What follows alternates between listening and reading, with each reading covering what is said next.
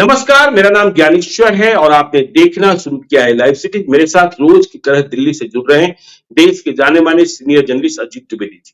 अजीत जी, चर्चा तो हम बिहार की करेंगे और 2 अक्टूबर राष्ट्रपिता महात्मा गांधी का जन्मदिन। बिहार में कुछ होने जा रहा है। बिहार में एक नई पार्टी जन्म ले रही है, जन सुराज पार्टी, और इसके प्रणेता हैं प्रशांत किशोर, जिनके खाते में उपलब्धियां कई हैं।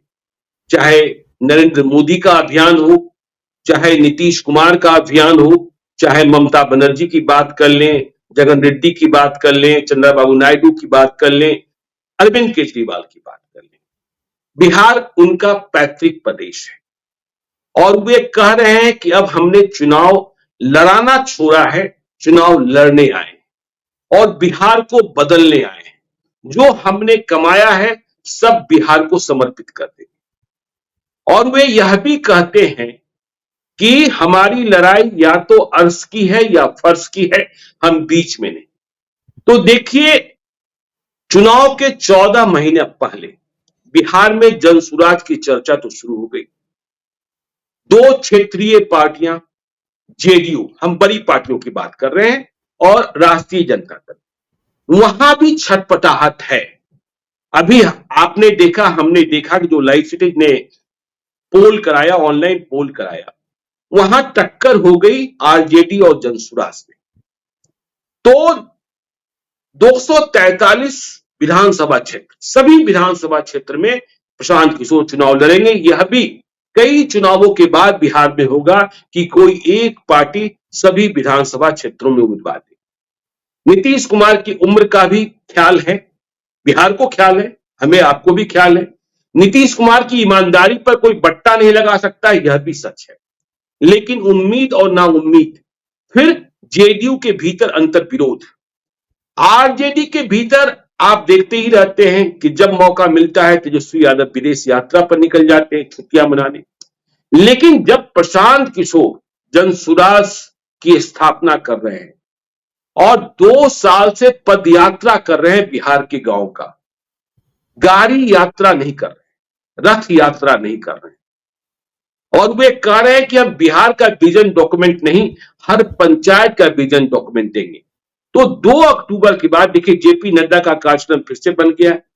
बीजेपी के भीतर हम और आप देखते हैं कि वह बिहार के नंबर 1 पद के लिए मुख्यमंत्री के चेहरे के रूप में किसी को आगे नहीं करता है, क्योंकि नीतीश कुमार का नेतृत्व स्वीकार है।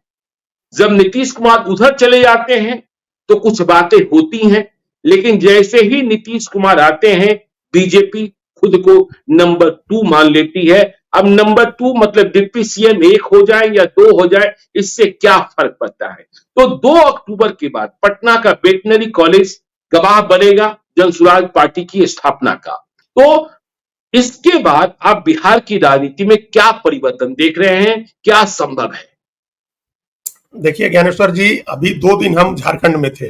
कल हमने आपके साथ जो बात की वो रांची से ही बात की थी, और जिस समय हम झारखंड में थे, जेपी नड्डा का कार्यक्रम हुआ था खूंटी में, और उस दिन लातेहार में चिराग पासवान का भी कार्यक्रम था, लोक जनशक्ति पार्टी के नेता हैं, और जेडीयू को लेकर भी चर्चा थी। तो बिहार की 2 पार्टियों के, आरजेडी तो जेएमएम कांग्रेस के साथ है ही, उसके साथ साथ जेडीयू और चिराग पासवान की लोक जनशक्ति पार्टी रामविलास, इन दोनों तीनों पार्टियां जो बिहार की हैं, इनकी भी चर्चा हो रही थी, लोग इनका भी भविष्य देख रहे थे। लेकिन उसी क्रम में 2 जगह 3 जगह जहां हम बैठे और हमारी बात हुई, बीजेपी के नेता थे, बीजेपी के टिकट चाहने वाले लोग थे। उनका कहना था कि अभी अगर टिकट हुआ तो चुनाव लड़ेंगे, नहीं हुआ तो क्या करेंगे। तो उन्होंने कहा कि जनसुराज में चले जाएंगे। तो हमने कहा कि भाई जनसुराज में चले जाएंगे। हमने कहा कि झारखंड में तो अभी जनसुराज है ही नहीं, अभी तो बिहार में भी नहीं है, पार्टी नहीं बनी है, आप जनसुराज में कैसे चले जाएंगे। तो उनका कहना था कि भाई बिहार के बाद तो उसको झारखंड ही आना है ना। तो फिर उन्होंने बहुत इलेबोरेट तरीके से उन्होंने इसको बताया हमको कि, और लोग मान के बैठे हैं, जो समझदार लोग हैं, उनकी बात हम करें 2 ही 4 लोग हैं, लेकिन जिनसे हमारी बात हुई, कि जिस तरह से आम आदमी पार्टी दिल्ली में जीतने के बाद पंजाब गई और अब हरियाणा जा रही है, उस तरह से जनसुराज बिहार में जीतेगा, उसके बाद वो झारखंड आएगी पार्टी, प्रशांत किशोर झारखंड में राजनीति करेंगे, तो हम लोग चले जाएंगे उनके साथ। अब आप सोचिए, बिहार में अभी पार्टी नहीं बनी है, बिहार में अभी चुनाव लड़ना है, नतीजे क्या होंगे नहीं जानते हैं, लेकिन बहुत दूर बैठा व्यक्ति जो झारखंड की पॉलिटिक्स कर रहा है वो ये मान के चल रहा है कि बिहार में प्रशांत किशोर चुनाव जीत सकते हैं, और चुनाव जीतने के बाद फिर वो झारखंड की राजनीति करेंगे। तो ये इस तरह से एक धारणा बनती है, परसेप्शन इस तरह से क्रिएट होता है, नैरेटिव इस तरह से क्रिएट होता है, वो नैरेटिव बन गया, वो धारणा एक बन गई है कि प्रशांत किशोर एक बड़ी ताकत के तौर पर इमर्ज कर रहे हैं बिहार में। ये बिहार के बाहर भी ये धारणा बन गई है, दिल्ली में भी है, दिल्ली में भी लोग पूछते हैं, मुंबई में पूछते हैं, सब जगह लोग पूछते हैं। तो ये बिहार की पेरिफेरी, बिहार के ज्योग्राफिकल एरिया के बाहर प्रशांत किशोर को लेकर के ये धारणा बनी। अब असली चीज है कि बिहार में क्या होता है। ये धारणा तो बनी है, अगर बिहार में वो नहीं सक्सेसफुल हुए तो ये धारणा खत्म हो जाएगी, सारी चीजें बदल जाएंगी। बिल्कुल। ये जो अभी तक की जो धारणा है ये इस ग्राउंड पर है कि प्रशांत किशोर जो बात कह रहे हैं वो बिहार के लिए नई बात है, वो मुद्दों के आधार पर राजनीति कर रहे हैं, वो बिहार को बदलने की बात कर रहे हैं, वो पदयात्रा कर रहे हैं, ये सारी चीजें बिहार के लिए नहीं है। वो उन दो ताकतों को चैलेंज कर रहे हैं जिनके इर्द गिर्द बिहार की पिछले 34-35 साल की सारी राजनीति घूम रही है। 1989 से आप देखिए, एक ही ये जनता दल था, तब ये दोनं पार्टियां नहीं थी, जनता दल था, बीपी सिंह था, बीपी सिंह की पार्टी थी जनता दल 1989 में। तो 35 साल हो गए, नेट 35 साल से बिहार की राजनीति उस एक जनता दल जिससे ये निकले दो नेता है लालू प्रसाद यादव और नीतीश कुमार, इनके इर्द गिर्द बिहार की राजनीति घूमती है। कोई दूसरा लीडर इमर्ज नहीं हुआ, उप मुख्यमंत्री हुए और भी कई नेता भी हुए, लेकिन कोई लीडर इमर्ज नहीं हुआ इन दो के अलावा। तेजस्वी यादव को भी बनाने की कोशिश कर रहे हैं, लेकिन वो तो लालू यादव की छाया ही है, तो कोई नया नेता नहीं इमर्ज हुआ। ये 35 साल में सबसे पहली बात जो आपने कहा कि बड़ा क्या होगा और कैसे बदल जाएगी राजनीति 2 अक्टूबर के बाद, तो जो सबसे बड़ा बदलाव होगा वो ये होगा कि बिहार के राजनीतिक क्षितिज पर एक नए नेता का अभ्युदय होगा, इमर्ज होगा एक नया नेता जो इन दोनों को चुनौती देगा।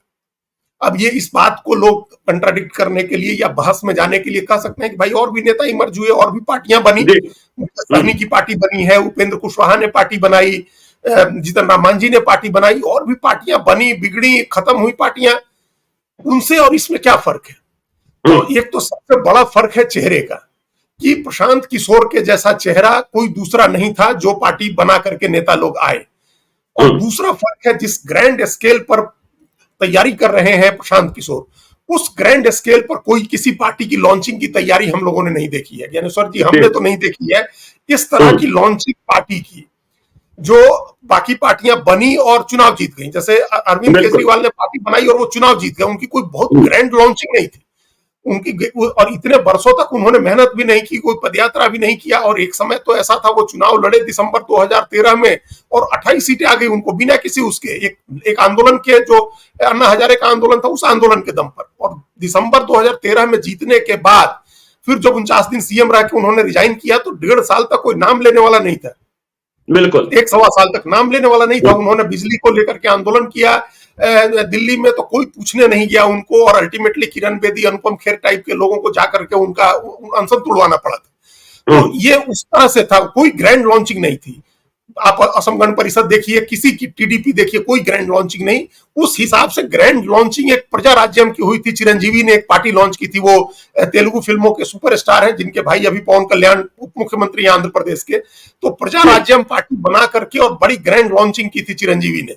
और उन्होंने इंजन छाप या उगता सूरज जो भी था उस समय, उन्होंने सुप्रीम कोर्ट गए थे वो ये मांगने के लिए कि हमको बिना कोई चुनाव लड़े हमको पूरे प्रदेश के लिए एक ही चुनाव चिन्ह दिया जाए हमारे कैंडिडेट के लिए। तो ये वो बड़ी ग्रैंड लॉन्चिंग थी, हालांकि वो सक्सेसफुल नहीं हुआ, 15 ही सीट जीत पाए उस समय विधानसभा में वो, लेकिन वो एक बड़ी ग्रैंड लॉन्चिंग थी। उसके बाद ऐसी ग्रैंड लॉन्चिंग हम बिहार में देख रहे हैं, प्रशांत किशोर तैयारी करके चुनाव में उतर रहे हैं। तो जो दूसरा फर्क है, जो एक बड़ा लीडर चेहरा, और दूसरा फर्क है लॉन्चिंग का, ग्रैंड लॉन्चिंग का, और इतने मेथोडिकल तरीके से, इतने व्यवस्थित तरीके से, इतनी सुनियोजित तरीके से पहले एजेंडा तय करना, जिले वाइज टीम बनाना, लोगों को तैयार करना, और अलग अलग समूहों के सम्मेलन कराना पटना में बुला करके। और हमने चर्चा की थी कि किस तरह से उन्होंने 1 महीने में 4 बार बापू सभागार भर दिया था। तो ये तमाम चीजें करके इस तरह से कभी लॉन्चिंग नहीं हुई थी, इसलिए 1 करोड़ सदस्यों के साथ, 1 करोड़ सदस्यों के सहमति पत्र के साथ। अब ये देखिए, ये सचमुच ये अपने आप में एक बहुत बड़ा दावा है ज्ञानेश्वर जी। आप देखिए, भारतीय जनता पार्टी देश की नहीं दुनिया की सबसे बड़ी पार्टी बन गई थी 8 करोड़ सदस्यों के साथ। उसके 8 करोड़ सदस्य बने थे और वो दुनिया की सबसे बड़ी पार्टी बन गई थी, और वो भी सदस्य बने थे बहुत सारे अनाप शनाप तरीके से सदस्य बनाए गए थे, मिस्ड कॉल के जरिए बनाए गए थे या किसी तरह से सदस्य बनाए गए थे। तो वो उससे इतर ये गांव गांव घूम करके और संगठन की संरचना की है प्रशांत किशोर ने। अलग अलग समूहों को बुला करके उन्होंने बापू सभागार भरा और 1 करोड़ लोगों की वो गारंटी कर रहे हैं कि सदस्य उनके पास, उनके नाम होंगे, उनके फोन नंबर होंगे, उनका पता होगा। उस 1 करोड़ लोगों की सदस्यता के साथ वो चुनाव अपनी पार्टी की घोषणा करेंगे। तो 1 करोड़ वोट तो अपने आप में बहुत वोट होता है। बिहार में कभी भी 60% पोलिंग नहीं होती है, 55%, 58%, 56% पोलिंग होती है। अगर हम लोग मान ले कि 9 करोड़ 10 करोड़ वोटर है, 9 करोड़ वोटर है अगर, और 9 करोड़ वोट में से 50-60% वोट होता है, 4-4.5 करोड़ वोट आता है, तो 1 करोड़ तो सदस्य लेके आप जा रहे हैं। जो पार्टी 1 करोड़ सदस्य बना करके जा रही है, तो जितनी पोलिंग होती है उसका ऑलमोस्ट 25% तो आपके पास सदस्य है, 20%। बिल्कुल। तो ये तो इस तरह का कैलकुलेशन हम इसलिए इस रूप में लेकिन मेरा मानना ये है जी कि देखिए 1 करोड़ जो सदस्य बनाने का दावा किया जा रहा है, जो बन भी रहे हैं, वो सभी वोट ही दे देंगे, इस बात की गारंटी नहीं है। लेकिन 3 बातों पर चर्चा करना आवश्यक है कि देखिए, एक प्रशांत किशोर कह रहे हैं कि हमारी लड़ाई अर्ज की है या फर्ज की है।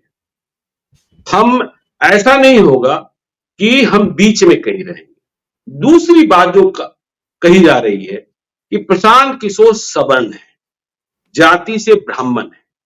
आरजेडी वालों ने तो उनका नाम ही बदल दिया है, प्रशांत किशोर से प्रशांत किशोर पांडे कहना शुरू कर दिया है। तो कि बिहार में कोई सवर्ण नेतृत्व कैसे चल सकता है? आप अरविंद केजरीवाल का उदाहरण देंगे, जब आंधी चलती है 77 की बात भी होगी। और तीसरी बात कि भाई प्रशांत किशोर चेहरे हैं, लेकिन इनके पास बाकी चेहरे कहां हैं जो चुनाव लड़ने वाले हैं? तो इन 3 पहलुओं पर भी चर्चा आवश्यक है। देखिए, जैसे आपने कहा उस समय कि अब जितने सदस्य 1 करोड़ बनेंगे वो सब वोट नहीं दे देंगे। ये बात सही है, नहीं दे देंगे वोट, लेकिन हम ही लोग जब चर्चा करते हैं और 32% आरजेडी का वोट गिनते हैं, तो 32% लोग थोड़े वोट दे देते हैं उसको। सारे मुसलमान या तो थोड़े आरजेडी को वोट कर देते हैं। लेकिन हम लोग गिनते तो है ना, एक समीकरण बनाने के लिए, एक तस्वीर बनाने के लिए आपको ये बताना होता है कि इस कौन आदमी कितने वोट आधार के साथ खड़ा है, मजबूती के साथ खड़ा है, उसके साथ है नहीं है। तो ये जो 1 करोड़ लोग होंगे, इनका ये यूं ही खामखा भी प्रशांत किशोर तो किसी को कुछ पैसा नहीं दे रहे हैं, ना कहीं सत्ता में है कि किसी को कोई लाभ दे देंगे। तो किसी बदलाव की चाहत में, किसी उम्मीद में अगर लोग जुड़ रहे हैं, तो हमको वो एक कंसीडर करना चाहिए है कि हम टोटल आबादी का 1 करोड़ देखिएगा तो 10% बनेगा या 9%, 8% बनेगा। लेकिन जो वोट पोल होता है उसके हिसाब से 20% की एक मोटा मोटी संख्या बनती है, जो उनके साथ चुनाव के पहले, उनकी पार्टी की स्थापना के पहले जुड़ेगा। ये वोट उनके साथ जुड़ेगा, और ये अपने आप में बिहार की तमाम पार्टियों के लिए की नींद उड़ाने के लिए काफी है।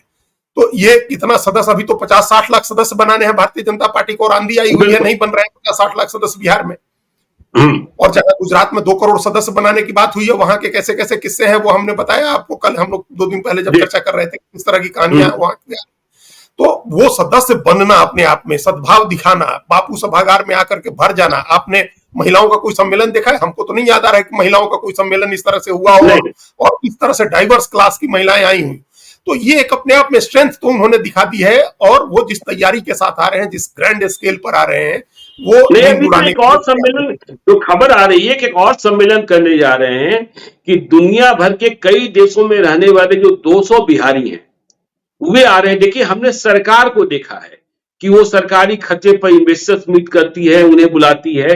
प्रशांत किशोर पार्टी की स्थापना के साथ ही दुनिया भर के कई देशों में रहने वाले, देखिए बिहार के बाहर जो बिहार के लड़के निकलते हैं वह डंका बजा ही देते हैं, वे भी आ रहे हैं और प्रशांत किशोर के साथ मंथन करेंगे कि हमारा बिहार, आपका बिहार, इसकी तरक्की के लिए क्या कर सकते हैं। देखिए, ये सब हवा बनाने के लिए जो 2014 की चर्चा हम लोग हमेशा करते हैं कि इसी तरह से देश भर के लोग आ गए थे, दुनिया भर के लोग भारत आ गए थे, या फिर दुनिया में कहीं और बैठे थे, तो वहीं से बैठ के नरेंद्र मोदी के लिए कैंपेन कर रहे थे। आईटी सेक्टर के बच्चे थे, नौजवान थे, 20 साल, 22 साल, 24 साल के, और वो उन्होंने अपनी नौकरी छोड़ करके काम किया था, सोशल मीडिया स्पेस में काम किया था, सड़क पर उतर के काम किया था, नरेंद्र मोदी के लिए भी और दिल्ली में अरविंद केजरीवाल के लिए भी। और उससे जो हवा बनती है, माहौल बनता है, उसकी तुलना आप नहीं कर सकते हैं बिहार में कोई रैली करके, सभा करके। उससे जो माहौल बनता है, तो वो माहौल तो प्रशांत किशोर बनाएंगे। वही हमने कहा कि जितने मेथोडिकल तरीके से काम कर रहे हैं, जितने व्यवस्थित तरीके से काम कर रहे हैं, वो चैलेंज है। बाकी पार्टियां इतने व्यवस्थित तरीके से काम नहीं करती, उनका बहुत हेफाजत तरीके से काम होता है, बहुत एडहॉक तरीके से काम होता है। ये नहीं है उनके यहाँ, कोई चीज टेंटेटिव नहीं है, कोई चीज एडहॉक नहीं है, वो सारी चीजें एकदम प्लान्ड है। तो ये अपने आप में नई बात है बिहार की राजनीति के लिए। इतना प्लान्ड वे में कोई पार्टी राजनीति नहीं करती थी। अब जो आपने जो बातें कही है उसमें चेहरे से शुरू करते हैं, तो आमतौर पर चेहरे की जरूरत तो जब हवा आप बनाते हैं, आंधी जब उठाना चाहते हैं, बदलाव की बयार लाना चाहते हैं, तब चेहरों की जरूरत नहीं होती है। देखिए 77 का आपने जिक्र किया, उस समय क्या चेहरे थे? लालू यादव एमपी हो गए थे, तो क्या चेहरा था उस समय? लालू यादव कोई बड़े नेता नहीं थे। एक चेहरा था जयप्रकाश नारायण का, जिनके चेहरे पर पूरा देश एकजुट हो गया था, और वो एक गुजरात से लेकर के और असम तक, कामरूप कन्याकुमारी, कामरूप कामाख्या तक, और कश्मीर से लेकर कन्याकुमारी तक सारा देश एक हो गया था। ये उदाहरण जी मेरे पास है। देखिए मेरी उम्र 9 साल थी और मेरे पिताजी ने मेरी संगत को देखते हुए, बदमाशी को देखते हुए मुझे किताब की दुकान पर बैठा दिया था। तो भाई 1977 का चुनाव था और 12 लोकसभा क्षेत्र हुआ करता था।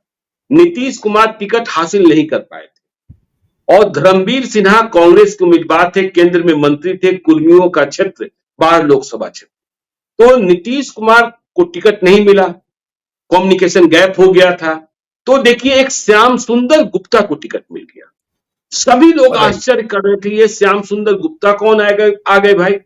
या तो कुर्मी या यादव यहां जीतते। तो धर्मवीर सिन्हा ने ही पोलिंग से 2 दिनों पहले डिकोड किया था कि ये कोलकाता के हैं, कोलकाता म्युनिसिपैलिटी कॉर्पोरेशन के चेयरमैन है। वो कोलकाता से चुनाव लड़ने के लिए प्रकट हो गए बाढ़ में। बाढ़ का कोई रास्ता नहीं जानते थे और चुनाव भी जीत गए। धर्मवीर सिन्हा चुनाव हार गए। धर्मवीर सिन्हा चुनाव हार गए। तो यही होता है, जब हवा उठती है, लोग कहते हैं ना कि भाई बिजली के खंभे को खड़ा करा दीजिए तो चुनाव जीत जाएगा। तो ऐसी जब हवा उठती है तब चेहरे की जरूरत नहीं होती। और हम लोग पहले भी एक दिन चर्चा कर रहे थे, जब असम गण परिषद का गठन हुआ था, तो क्या हॉस्टल में रहने वाले लड़के थे? भृगु कुमार फुकन तो एमए ही एक कर रहे थे और हॉस्टल में रहते थे, जहां से निकले, चुनाव लड़े और असम के गृह मंत्री बने। तो उस समय जब उन्होंने, एनटी रामाराव ने पार्टी बनाई, टीडीपी, कोई उनके साथ नेता थोड़े था, कोई अपने उनका चेहरा था, और वो भी चेहरा राजनीति का नहीं था, वो भी चेहरा फिल्मों का था, तेलुगु फिल्मों का।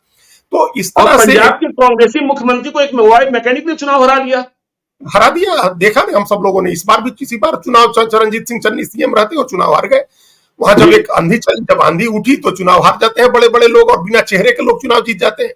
तो ये इसलिए ये एक बड़ी स्ट्रेटेजी भी होती है कि आप बहुत नोन फेसेज को ले आइएगा, तो उन नोन फेसेज के पीछे की कहानियां भी होती है, उनका एक अतीत होता है, उनका एक इतिहास होता है, उनका कुछ ना कुछ बैगेज होता है। लोग फिर पूछने लगते हैं कि अरे तो यही इसी को ले आई, तो उस पार्टी में भी थे, ये उस पार्टी में भी थे। तो ये एक सवाल होता है कई बार।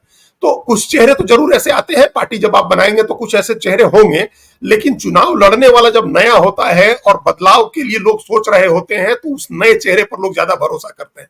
और इस बात को प्रशांत किशोर से बेहतर कौन समझ रहा है? उन्होंने आम आदमी पार्टी का पूरा अभियान आगे बढ़ते हुए देखा है, और उन्होंने बीजेपी का भी अभियान देखा है और दूसरे तमाम लोगों का अभियान देखा है। इसलिए उनको पता है कि नए चेहरों का क्या महत्व है, जिसकी कोई हिस्ट्री नहीं हो, कोई अतीत नहीं खोजे, और कोई उसके ऊपर पीछे बैगेज नहीं। तो उस तरह का चेहरे की ज्यादा जरूरत नहीं है वहां विधानसभा का चुनाव लड़ने की। जब आंधी आएगी कि जनसुराज है, जनसुराज बदलाव ला रहा है, तो जरूरत नहीं होगी। तो एक तो चेहरे वाला ये आपने कहा। दूसरी उनकी जाति की बात आपने कही कि प्रशांत किशोर ब्राह्मण है और सवर्ण का लीडरशिप कैसे एस्टेब्लिश होगा, बिहार के लोग कैसे मानेंगे जातियों में बटा हुआ समाज है। देखिए ये बात है, ये एक बड़ी जेन्युइन सी चिंता है। जो हम लोग बिहार की राजनीति को जो समझते हैं, उनको जातिवाद सबसे बड़ी चिंता लगती है, और है भी। हालांकि हम पहले भी कह चुके हैं कि रजनी कोठारी महान समाजशास्त्री, वो नहीं मानते थे कि जाति कोई समस्या है, और वो मानते थे कि राजनीति में जाति का इस्तेमाल होने में कोई दिक्कत नहीं है। वो तमाम लोगों की आलोचना करते थे जो कहते थे कि जाति को खत्म कर देना चाहिए राजनीति से। उनका कहना था कि राजनीति मतलब जातिवाद नहीं है, जातियों का राजनीतिकरण हो रहा है, जातियां इंपावर्ड हो रही हैं इस राजनीति से। तो एक उनकी अपनी थ्योरी थी। तो अब बिहार में कई इंपावर्ड हो गई हैं तमाम जातियां, लगभग जो बड़ी जातियां हैं, जैसे भूमिहार हो, ब्राह्मण हो, राजपूत हो, सवर्ण, कायस्थ हो, या पिछड़ों में यादव हो, कुर्मी हो, कोयरी हो, दलितों में भी बड़ा अवेयरनेस आया है और लोग इंपावर्ड हुए हैं। कई जातियां इंपावर्ड हो गई, ज्यादातर। कम ही है जो बहुत नीचे है, जो इंपावर्ड नहीं हुई है राजनीतिक रूप से, सामाजिक रूप से और आर्थिक रूप से, जो कहिए। तो इंपावरमेंट हो गया है कास्ट का। और सत्ता में भागीदारी के लिए सारी लड़ाई भी है, हिस्सेदारी के लिए, और उसमें पावर स्ट्रक्चर में अपनी जगह बनाने के लिए भी एक बड़ी लड़ाई है वहां बिहार में। तो ये एक चैलेंज होगा, ये बड़ा चैलेंज होगा प्रशांत किशोर के सामने। लेकिन इस चैलेंज को ओवरकम करने के लिए उन्होंने सबसे ज्यादा मेहनत की है। देखिए, ये इस चैलेंज को हम 2 साल से जब से फॉलो कर रहे हैं, उनकी पदयात्रा पिछले 2022 के जब अक्टूबर में उन्होंने शुरू की थी, 2 अक्टूबर से ही शायद उन्होंने शुरू की थी महात्मा गांधी की जयंती के मौके पर। तो उन्होंने जो उस समय से ये इस अपने डेफिसिट को ओवरकम करने की वो कोशिश कर रहे हैं कि ये सवाल नहीं आए, और ये सवाल आए तो हमारी पार्टी की जो संभावना है उसको इसे नुकसान नहीं। तो इसी के लिए उन्होंने चेहरे और जाति के ऊपर मुद्दों को ले दिया है, बिहार के मुद्दों को उन्होंने इसके ऊपर रख दिया। जो बिहार के आम आदमी के मुद्दे हैं उसको रखा है उन्होंने, और बिहार की सब नेशनलिटी जो होती है, सब नेशनलिज्म जो है, उपराष्ट्रीयता को उन्होंने आगे कर दिया है। बिहारी प्राइड करने की बात उन्होंने आगे कर दी है। देखिए, ये चीजें काम आ जाती हैं, ऐसा नहीं है कि ये सक्सेसफुल नहीं होता है।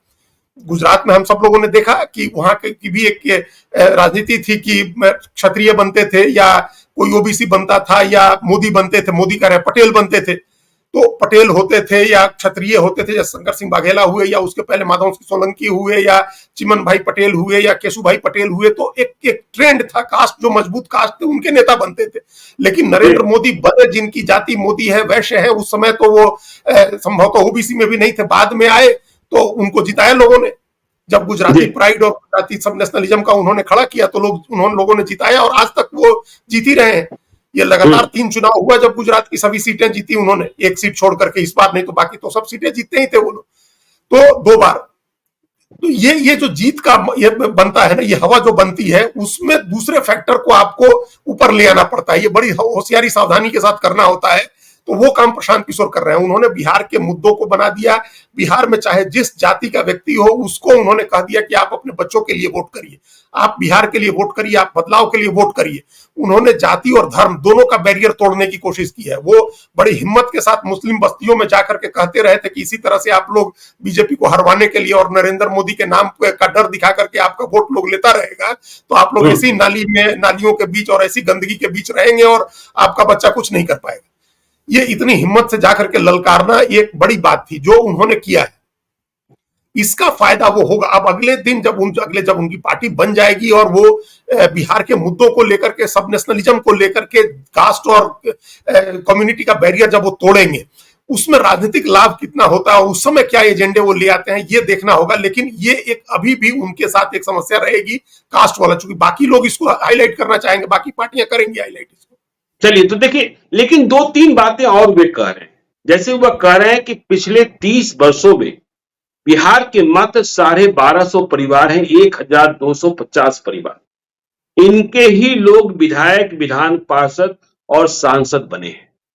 इससे निजात दिलाना है। जो अभी आप कह रहे थे कि रांची में चर्चा हो रही थी, तब जन सुराज में चले जाएंगे। बिहार में देखिए लोग क्या कह रहे हैं कि भाई 100 सीटों पर बीजेपी लड़ेगी, 80 तो करीब जीते ही हुए हैं, उनमें से कितनों का टिकट आप काट देंगे, अधिक से अधिक 10 का काट देंगे, तो 70 में तो नए के लिए कोई जगह ही नहीं है। ठीक ऐसी ही स्थिति जेडीयू के भीतर है, ठीक ऐसी ही स्थिति आरजेडी के भीतर है। तो नए के लिए मौका कहां है? तो क्या नए मौका तलाश देंगे? फिर आपने कहा चेहरे की जरूरत और चेहरे की स्वीकारता, तो प्रशांत किशोर नए चेहरे लेकर आएंगे और कह भी रहे कि बिल्कुल ही नए चेहरे होंगे। और देखिए, जो दूसरी तीसरी बात वह कह रहे हैं कि कोई चोर, बदमाश, अपराधी जनसुराज का उम्मीदवार नहीं होगा। तो ये चुनौती भी आरजेडी और बीजेपी के लिए है क्या? जेडीयू के लिए है क्या? देखिए, ये जो वो बात कह रहे हैं ना, ये एक तरह से बिहार के लिए वाटरशेड मोमेंट होगा। कि अगर कोई पार्टी ये कहती है कि हम अपराधी चरित्र के व्यक्ति को और हम चोर बेईमान लोगों को हम टिकट नहीं देंगे, और अगर सचमुच वो इस तरह का करते हैं, तो ये वाटरशेड मोमेंट होगा। ये एकदम गांधीयन राजनीति की एक शुरुआत होगी बिहार में।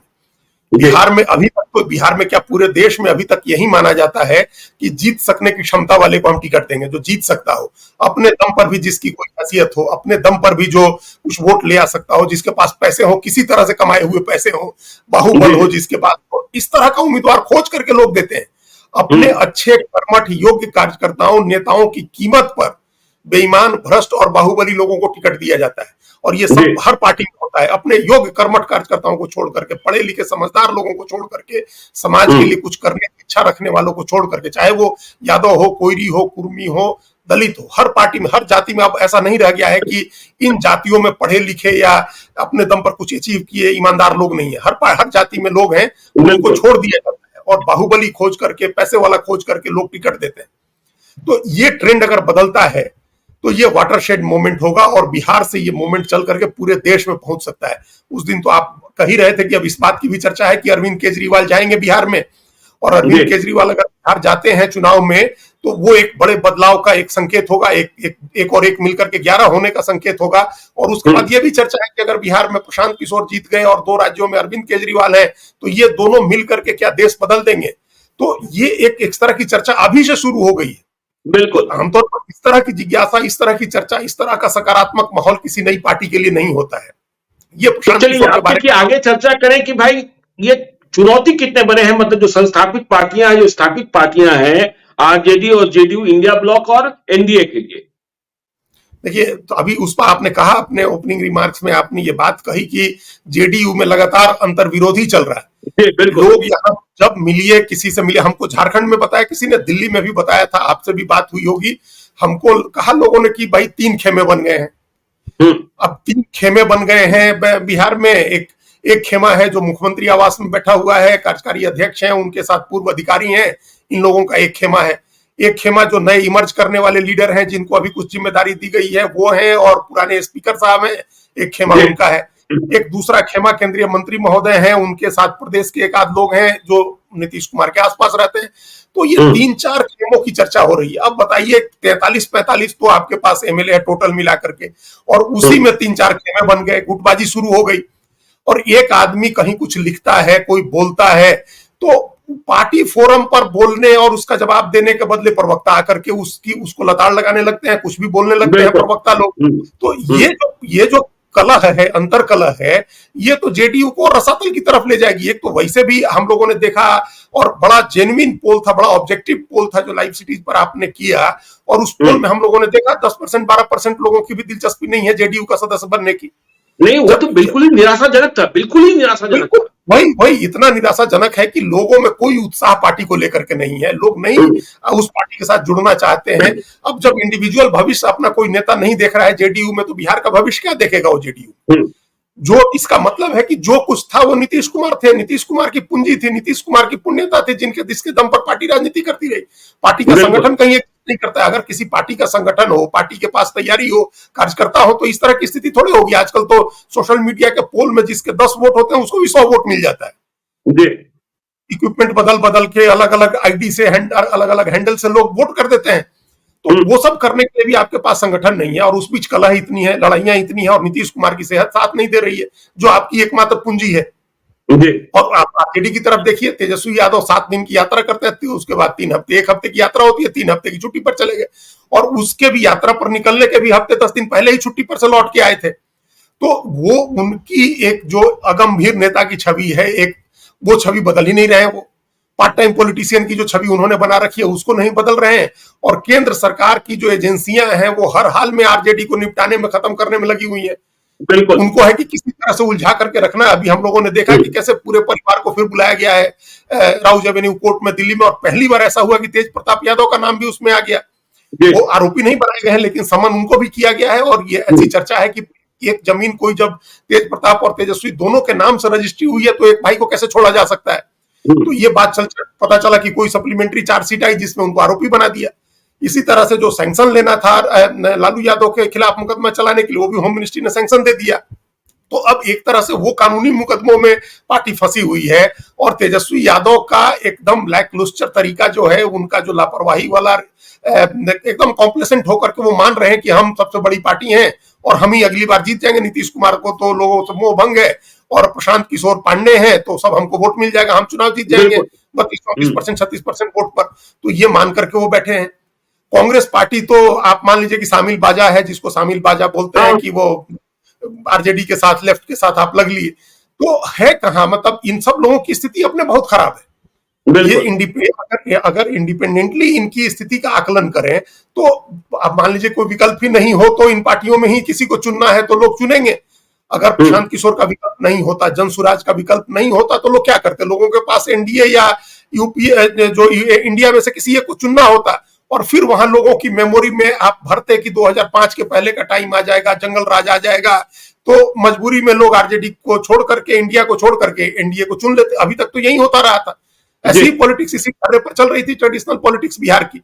लेकिन अब तो एक नया प्लेयर है, एक नया विकल्प है बिहार के लोगों के सामने, और वो अभी जिस स्थिति में है, हम लोग अभी बहुत मतलब एक ओवर हाइप की बात हो रही है। लेकिन आप देखिएगा जब पार्टी बनेगी और जब पार्टी का गठन हो जाएगा, पार्टी का संविधान सामने आ जाएगा और राजनीतिक गतिविधियां शुरू होंगी, तो फिर और भी माहौल बदलेगा और भी लोग एक विकल्प के तौर पर जनसुराज के बारे में सोचना शुरू कर देंगे। तो जब इस तरह का विकल्प है और दूसरी पार्टियां जो दोनों बड़े चैलेंजर हैं, जो दोनों स्थापित पार्टियां हैं बिहार की, वो अपने को बदल के राजी नहीं होंगी, अपने बदलाव के लिए, अपने अंदर में नई चीजों को आत्मसात करके नए तरह से पॉलिटिक्स करने, अपने को री इन्वेंट करने, लीडरशिप सामने ले आने, तो फिर कैसे मुकाबला कर सकेंगे वो। ये ट्रेडिशनल पॉलिटिक्स अभी नहीं रहेगी। जो आपने कहा ना 2 अक्टूबर के बाद क्या बदलेगा, 2 अक्टूबर के बाद बहुत कुछ बदल जाएगा। लेकिन कई पॉलिटिकल पंडित ये कहते हैं, देखिए प्रशांत किशोर भी कहते हैं अर्श या फर्श, कई पॉलिटिकल पंडितों का यह मानना है कि देखिए जो प्रशांत किशोर का प्रयोग है और दुनिया के इतिहास में जो ऐसे राजनीतिक प्रयोग हुए हैं उनमें चुनावी नतीजे इस रूप में ही आए हैं। यदि हम बिहार के संदर्भ में देखें तो या तो प्रशांत किशोर को 5 सीटें प्राप्त होगी या 120 पार कर जाएंगे। है, ये बात है, लेकिन ये एक बड़ा, ये भी एक तरह की बाइनरी हो गई, या आपको एक क्लासिकल थ्योरी जिसको बोलते हैं हो गई, ये जो जमी जमाई थ्योरी है, इस एक जिसको संरचनावाद हम लोग पॉलिटिकल साइंस में पढ़ते थे, जो स्ट्रक्चरलिज्म है कि आपने एक स्ट्रक्चर बना रखा है, उसमें आपने डाला और आपके अपने हिसाब से नतीजे निकल जाते हैं। देखिए पॉलिटिकल पंडित लोग को तो हम लोग जानते हैं, सबकी चीजें भी हम लोग को पता है, तो क्या कहता है नहीं कहता। तो बिहार के मामले में आपसे बड़ा पॉलिटिकल पंडित कौन है? जो आप बताते हैं वो होता है कि या दूसरा पॉलिटिकल पंडित बताता है सो होता है? तो पॉलिटिकल पंडित को कहने दीजिए, वो लोग तो कहते रहते हैं, उनका अपना वेस्टेड इंटरेस्ट लोग नहीं छोड़ेंगे तो सफल कभी भी सही नहीं होंगे लोग। ये ट्रेडिशनल पॉलिटिक्स इसलिए है क्योंकि लोगों ने देखा कि पार्टियां बनी तो या तो एकदम से सरकार में चली गई या फिर खत्म हो गई, उसका कुछ नहीं हुआ। और ऐसा कई पार्टियों के साथ हुआ है, सबको जानता है। हमने अभी प्रजा राज्यम पार्टी की मिसाल दी कि प्रजा राज्यम पार्टी के हुआ था आंध्र प्रदेश में, या जो शंकर सिंह वाघेला ने एक राष्ट्रीय जनता पार्टी बनाई थी और उसके साथ बिहार से आनंद मोहन वगैरह भी लोग जुड़े थे, लेकिन पार्टी कुछ नहीं कर सकी, 2-4 सीटों पर सिमट के रह गई। कल्याण सिंह की पार्टी बनी, उनके साथ ऐसा हुआ। उमा भारती की पार्टी बनी, उनके साथ ऐसा हुआ। सिद्धारमैया ने, ये जो दूसरे बीजेपी BS येदियुरप्पा ने पार्टी बनाई, उनका भी यही हश्र हुआ। तो पार्टियां बनती हैं और विफल हो जाती हैं। असम गण परिषद सफल हो गई, टीडीपी सफल हो गई, आम आदमी पार्टी सफल हो गई। तो एक तरफ सफलता की मिसाल है कि ये सफल हो गए, सीधे सरकार में चले गए। दूसरी तरफ एक मिसाल है कि कुछ भी नहीं हुआ, 2-4-5 सीटों पर आप सिमट के रह गए, 10 सीट पर सिमट के रह गए। ऐसा कई पार्टियों के साथ हो। तो इसीलिए इसी बाइनरी में लोग देखते हैं। तो ये कोई स्थापित पॉलिटिकल साइंस का नियम नहीं है कोई। इसको आप इन 4-6 जो हमने उदाहरण दिए, इनके अलावा आप किसी ऑब्जेक्टिव तथ्य तर्क से इसको नहीं जस्टिफाई कर सकते कि ऐसा ही होता है। ऐसा नहीं होता है। जो लोग आमतौर पर पॉलिटिक्स में देखिए कि लोग बैठे रहेंगे और कहेंगे कि कम वोटिंग हुई है तो इसका मतलब कि जो सरकार में है वो जीत जाएगा, ज्यादा वोटिंग हुई है इसका मतलब जो विपक्ष में है वो जीत जाएगा। हाँ, तो अभी 10 बार हम लोग देख चुके हैं कि ज्यादा वोट लिया करके 2010 में तो नीतीश कुमार ज्यादा वोट लिया करके चुनाव ही जीत गए थे, या नरेंद्र मोदी 2019 में ज्यादा वोट लिया करके चुनाव जीत गए थे। तो इस तरह की जो ट्रेडिशनल डेफिनेशंस है पॉलिटिकल इवेंट्स को डिस्क्राइब करने वाली, उसका कोई बहुत ठोस आधार नहीं होता है। हर घटना को इंडिपेंडेंटली देखने की जरूरत है। कोई भी परिघटना हो रही है, कोई भी फिनोमेनन है पॉलिटिक्स में, तो आप उसको इंडिपेंडेंटली उसके तमाम जो आधार हैं उन आधारों पर कसिए, उस कसौटी पर कसिए, उसके बगैर नहीं होगा। ये नहीं कर रहे हैं लोग। ये एक मोटे तौर पर अंदाजा प्रशांत किशोर भी कह रहे हैं कि हम अर्श पर या फर्श पर, क्यों बीच में क्यों नहीं रुक सकते? आप क्यों नहीं 70-80 सीटों पर रुक सकते हैं? भाई उनका अपना आकलन है, हमारा अपना जो मानना है कि कई बार ऐसा होता है कि आंधी चली लेकिन ट्रायंगुलर फाइट हो गया, और भी कई कंसीडरेशन है बिहार की पॉलिटिक्स, जैसे बिहार जैसे स्टेट में जो बहुत अनप्रेडिक्टेबल स्टेट है, वहां आप बीच में रुक गए। तीनों गठबंधन को कुछ कुछ वोट आ गए, जैसे हुआ था 2013 में दिल्ली में। दिल्ली में पहला चुनाव, जब 1 साल पुरानी पार्टी थी इनकी, 2012 में ही तो पार्टी बनाई थी अरविंद केजरीवाल, और 13 में चुनाव लड़ रहे थे, तो 70 में से उनको 28 सीट मिली, बीजेपी को 32 सीट मिली और कांग्रेस को 8 सीटें मिली। तो इस तरह से पट गई तीनों पार्टियों में। कांग्रेस भी 8 सीट पर थी और 28 सीट पर अरविंद केजरीवाल थे। तो अरविंद केजरीवाल ने उस समय होशियारी की, कांग्रेस को पटाया, कांग्रेस की 8 सीटें लेकर के उसके समर्थन से सरकार बना ली। वो कांग्रेस का एक ब्लंडर था। कांग्रेस के इतने बड़े बड़े दिग्गज भी थे उस समय, अहमद पटेल, तमाम लोग थे, उन लोगों ने उसको सपोर्ट दे दिया। तो दिल्ली के जो प्रवासी और मुस्लिम मतदाता थे उनमें मैसेज चला गया कि कांग्रेस खत्म है, अब अरविंद केजरीवाल ही विकल्प है। तो 2015 के जनवरी में जब चुनाव हुआ फरवरी में, तो अरविंद केजरीवाल 70 में से 67 सीट जीत गए। तो ऐसा क्यों नहीं हो सकता है? हम ये अभी कुछ नहीं प्रेडिक्ट कर रहे हैं, लेकिन ऐसा भी हो सकता है कि असेंबली हंग हो जाए, प्रशांत किशोर 90 सीट पर जाकर के रुक जाए, आरजेडी 60-70 सीट पर हो और नीतीश कुमार को भी 25, 30, 40 सीटें आ जाए, कांग्रेस को भी 10-20 सीट आ जाए, एकदम हंग हो जाए असेंबली। और फिर उसके बाद या तो सरकार नहीं बने या किसी के समर्थन से किसी की सरकार बने, और उसके बाद के चुनाव में फिर प्रशांत किशोर 150 क्या 200 सीट लेके आए। तो ये अभी जब तक सारी चीजें हम लोग के सामने नहीं आएंगी, जब तक सारी चीजें टेबल पर नहीं होंगी कि आपका ये एजेंडा है, ये लीडर है, इनका ये एजेंडा है, ये लीडर है, इनके ये कैंडिडेट है, तब तक हम लोग इसमें नहीं जाएंगे कि अर्श पर रहेंगे कि फर्श पर रहेंगे। हम सिर्फ इसका ज्ञानेश्वर जी की अभी एक फेनोमेनन के तौर पर प्रशांत किशोर इमर्ज कर रहे हैं, और इन जो भी स्थापित पार्टियां हैं उनके लिए एक बड़ा थ्रेट है, बड़ी चुनौती। चलिए, तो देखिए, इसका आशय ये है कि बिहार बदल रहा है। 2 अक्टूबर को एक इतिहास लिखा जाएगा। बिहार में एक बड़ी पार्टी जन्म ले रही है, मतलब राष्ट्रीय जनता दल यूनाइटेड, इसके बाद जनसुराज और एक प्रशांत किशोर, जिन्होंने देश भर में चुनाव लड़ाया, अब स्वयं चुनाव लड़ने बिहार आए हैं। तो क्या फलाफल निकलेगा, राजनीति आगे कैसे बढ़ेगी, क्या 2025 में चोर, बदमाश, अपराधी से मुक्ति मिल जाएगी बिहार को? यह भी बड़ा सवाल होगा। तो इन मुद्दों पर हम चर्चा करते रहेंगे। आप देखते रहिए लाइव स्ट्रीट को। यदि अब तक आपने हमारे यूट्यूब चैनल लाइव स्ट्रीट को सब्सक्राइब नहीं किया है तो जरूर कर लीजिएगा, और इस वीडियो को फेसबुक पेज के माध्यम से पेज को लाइक कीजिएगा, ट्विटर पर भी हमें फॉलो कीजिए। धन्यवाद।